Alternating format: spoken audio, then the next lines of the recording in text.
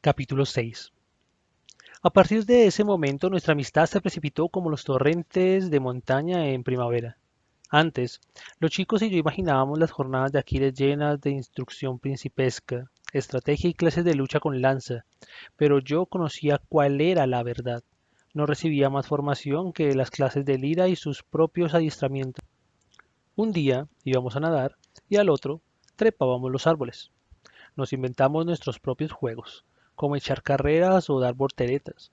Nos tendíamos sobre la arena cálida y nos desafiábamos. Adivinen qué estoy pensando.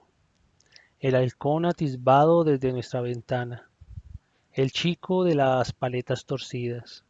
Comida. Y mientras nadábamos, jugábamos o charlábamos, nos abrumaba una sensación muy similar al miedo. Al menos, así era como yo la sentía crecer en el pecho. Venía tan deprisa como las lágrimas, pero aquello era la antítesis de las mismas. Esto era ligereza, mientras que éstas eran pesadas. Aquello era luz y lágrimas no brillaban. Había saboreado la satisfacción con anterioridad. Había disfrutado de breves momentos de placer en solitario mientras jugaba a las cabrillas, tiraba los dados o soñaba. Pero en realidad ese contento se debía más a una ausencia que una presencia, a un efecto colateral de mi miedo. Lo sentía cuando ni mi padre ni los chicos andaban por ahí cerca, cuando no estaba enfermo ni cansado y tampoco tenía apetito. Este sentimiento era diferente. Me descubrí sonriendo de oreja a oreja y con las mejillas coloradas. Tenía los cabellos como escarpias. Tiraban de mí con tal fuerza que daba la impresión de que fueran a arrancarme la cabeza. Con el mareo de la libertad se me destrabó la lengua del todo. Le conté esto, y lo otro, y lo de más allá.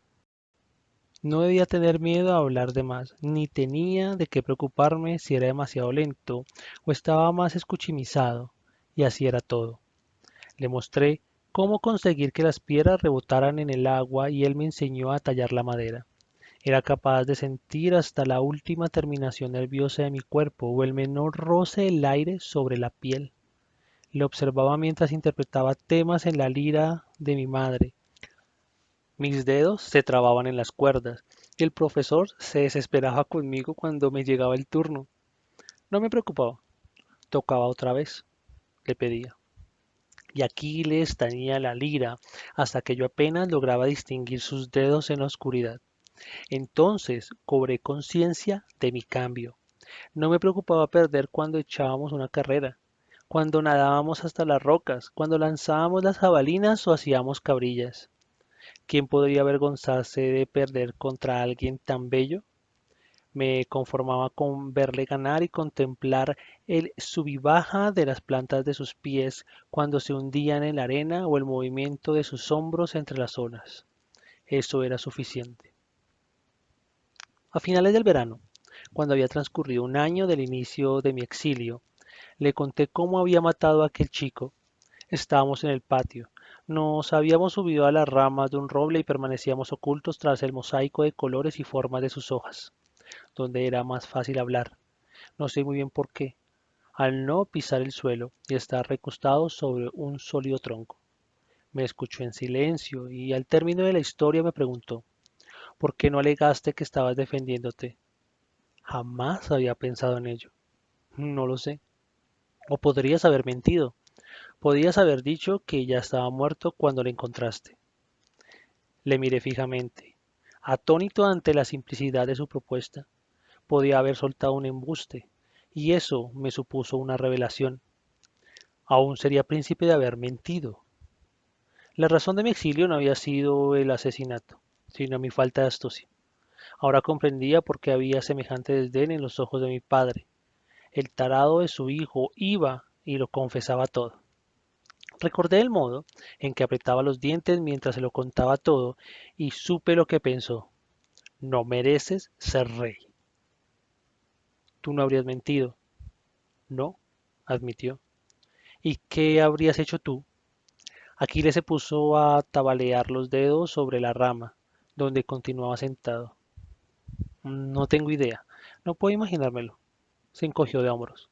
Nadie ha intentado hablarme como lo hizo ese chico. ¿Nunca? Me parecía inconcebible vivir una vida sin tener que sufrir ese tipo de cosas. Nunca. Continué en silencio y pensativo un rato, al final el cual repitió: no tengo ni idea. Creo que me habría enfadado. Cerró los ojos y recostó la cabeza sobre una rama. Las verdes hojas del roble se arracimaron en torno a sus cabellos hasta conformar una corona. Ahora veía a menudo al monarca, pues a veces nos convocaba a los consejos o asistíamos a los banquetes dispensados a los reyes visitantes. Se me permitía sentarme a la mesa junto a Aquiles e incluso podía hablar si lo deseaba, pero yo no quería. Estaba feliz de sentarme en silencio y contemplar a los comensales sentados a mi alrededor. Peleo empezó a llamarme Autillo. Mis enormes ojos le recordaban los de un búho. Al rey se le daba bien esas muestras espontáneas de afecto. Después de que se hubieran ido los cortesanos, Aquiles y yo nos sentábamos junto al fuego a oír historias de la juventud de Peleo. El anciano, ahora decrépito y canoso, nos contó que en una ocasión luchó contra Heracles. Sonrió cuando le dije que había visto a Filoctetes en una ocasión. Sí, el portador del gran arco de Heracles, pero en aquel entonces era lancero, y el más valiente de todos nosotros con diferencia.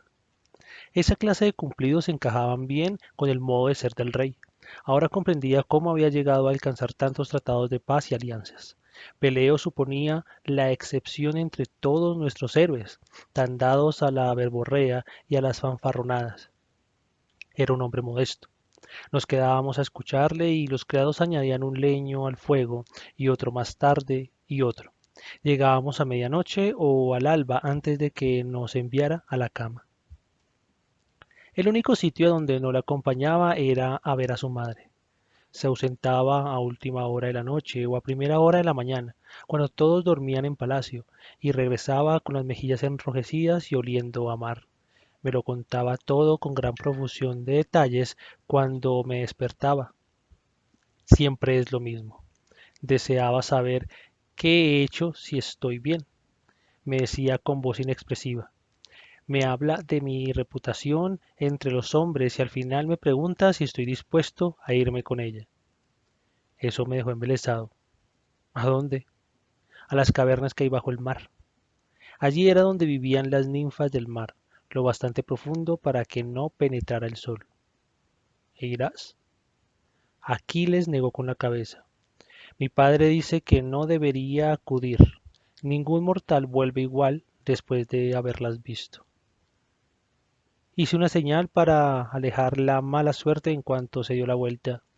No lo quieran los dioses, dije para mis adentros. Me asustó oírle hablar con tanta calma de algo así. Los encuentros de dioses y mortales nunca habían sido felices en nuestras historias, pero me conforté a mí mismo diciendo que Tetis era su madre y Aquiles, un semidios. Con el tiempo, las visitas de la Nereida a su hijo fueron otra extrañeza de mi amigo a las que acabé por acostumbrarme, al igual que la rapidez de sus pies o la destreza inhumana de sus dedos. Cuando le oía regresar al alba, trepando por la pared hasta la ventana, solía farfullar desde la cama. ¿Está bien tu madre? Sí, me contestaba, aunque en alguna ocasión solía añadir, hoy pican peces gordos. Y también, las aguas de la bahía están cálidas como las de un baño. Y luego seguíamos durmiendo. Una mañana de mi segunda primavera en Eftía, regresó de la visita a su madre más tarde de lo habitual. La circunferencia del sol casi había salido del agua y en las colinas podía oírse el campanilleo de las esquilas de las cabras. ¿Está bien? Sí, quiere conocerte. Sentí una oleada de pánico, pero la controlé. ¿Debo ir? ¿Tú qué crees? No se me ocurre qué puede querer de mí y conozco su reputación. Odia a los mortales. Aquiles no me miró a los ojos y se puso a dar más y más vueltas a una piedra que había encontrado. No vas a sufrir daño alguno. Mañana por la noche, me ha dicho. Entonces me di cuenta de que era una orden. Los dioses no hacen peticiones. Le conocía lo bastante bien para saber que estaba avergonzado. Jamás se había mostrado tan seco conmigo. ¿Mañana? Asintió. No deseaba mostrar mi pánico, aunque normalmente nunca ocultábamos nada al otro. ¿Debo llevarle algún regalo? No sé, vino aromatizado con miel, por ejemplo. Lo vertíamos en los altares de las deidades durante los festivos. Era una de nuestras ofrendas de mayor valor. Aquiles meneó la cabeza. A mi madre no le gusta. A la noche siguiente salí por nuestra ventana cuando todos dormían en palacio.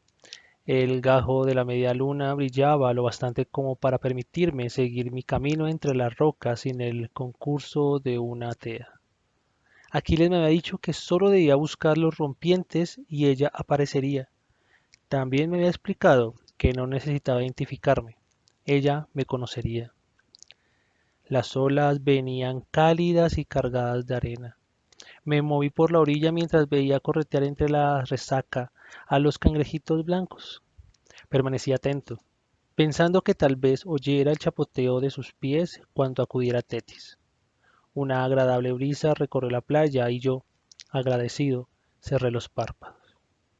Me encontré con la ninfa en cuanto los abrí. Era más alta que yo. Aventajaba en estatura a cualquier mujer que hubiera visto en mi vida. Llevaba la melena negra suelta a la espalda y su piel brillaba con una luminosidad blanca imposible, como si hubiera capturado ese blancor a la luz de la luna. Tetis se hallaba tan cerca de mí que podía oler su aroma a agua de mar entremezclado con el de la miel oscura. Contuve la respiración. No me atrevía a inspirar. Tú eres Patroclo. Di un respingo al oír la voz de Tetis, áspera y ronca.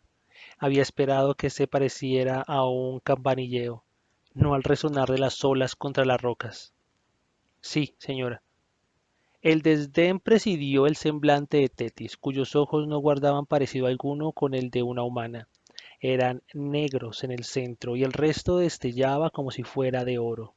Intenté en vano obligarme a sostener la mirada.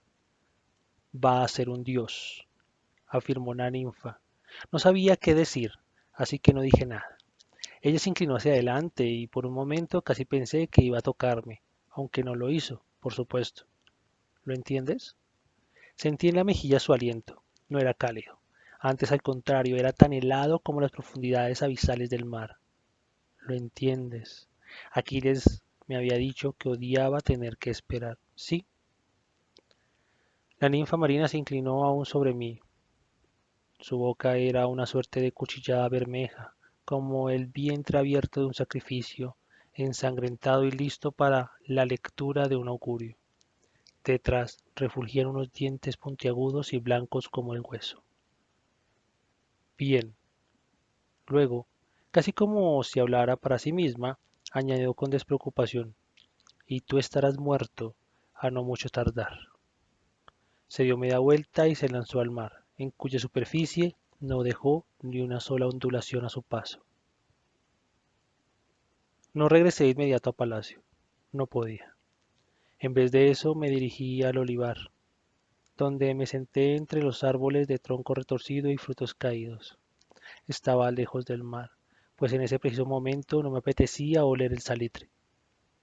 Y tú estarás muerto a no mucho tardar, había dicho con frialdad. Lo daba por hecho. La Nereida no me deseaba como compañero de su hijo, pero a su entender no valía la pena matarme.